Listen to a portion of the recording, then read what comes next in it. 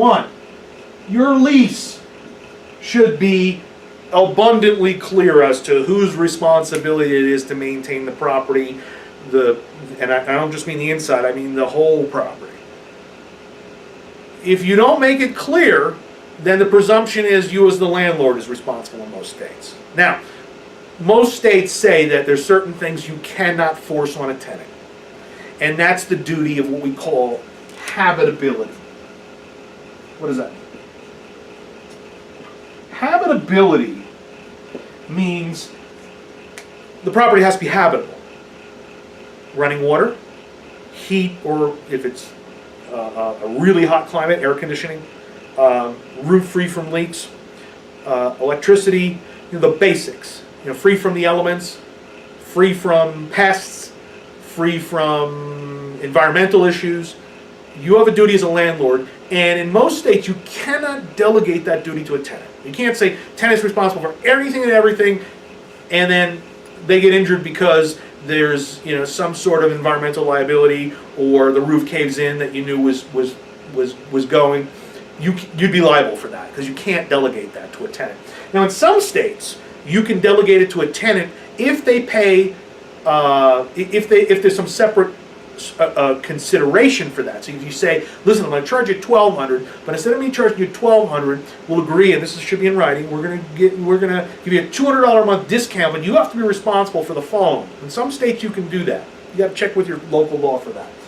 And sometimes it's not just state; it's municipality. So habitability, generally speaking, you cannot delegate. You're always responsible for that as the landlord. Okay.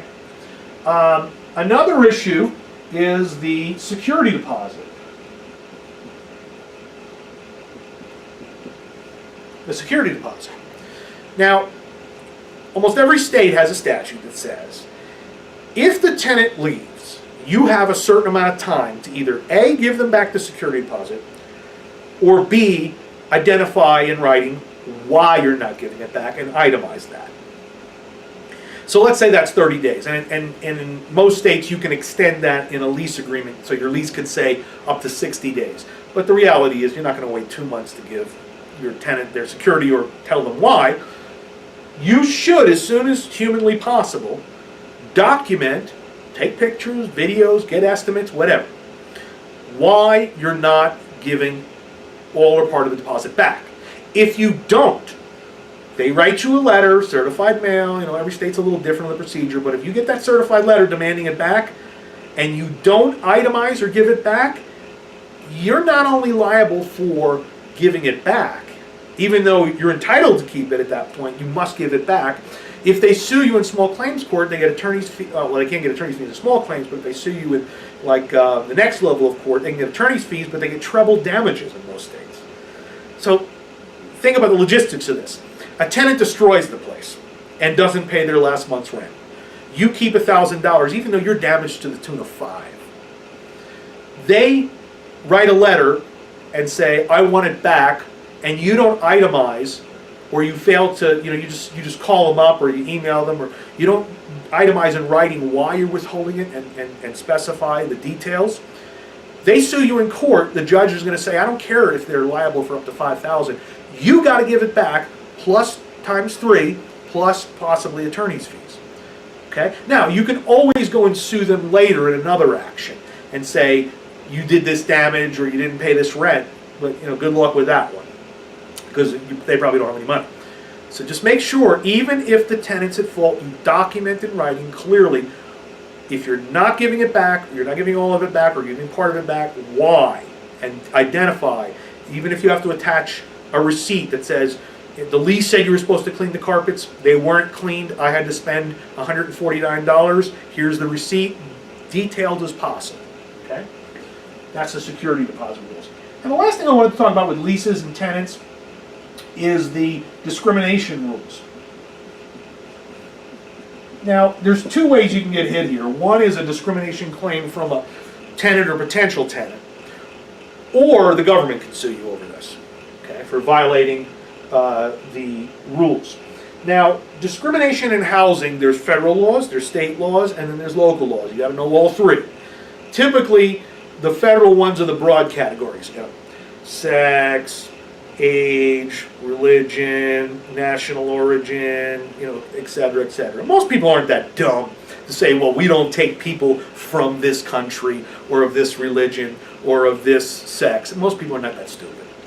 But there's more subtle ones, like familial status. That means whether you're married or not married, whether you have kids and the age of kids. Okay? That's a tricky one. So, for example, you do an open house for a rent. And a bunch of people come in and you take an application. So one couple says, we're married, and you said, all right, fill out an application, one. Two unmarried people say, we want to apply, and you give them two applications. You're discriminating. Why do the married people only have to fill out one? It should be one per adult living in the property. If they're married, not married, whatever. Okay? So be careful about stuff like that. Whether they have kids, the age of the kids, how many kids they have. Very subtle stuff. Okay? You got to be very careful with that. And a subset of the discrimination is the American with Disabilities Act, the ADA, and there's state and federal rules on that. Most people know, you're not going to, look, most of us have a heart. We're not going to say, well, we're not going to take you because you're disabled and then we have to reconfigure the whole house. First of all, you don't have to reconfigure the whole house. You just have to make reasonable accommodations. So if someone in a wheelchair says, I need you to build me a ramp, do you have to build one? No.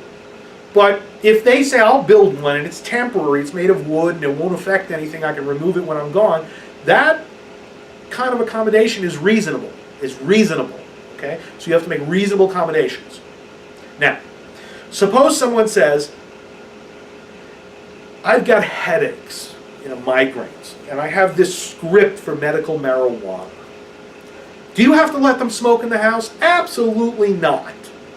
That's an unreasonable accommodation because smoke can damage this, the stink can get in the carpet, get in the wall, or if they want to, even worse, they want to grow because they can't afford to buy it, so they got a permit to grow a certain amount of it.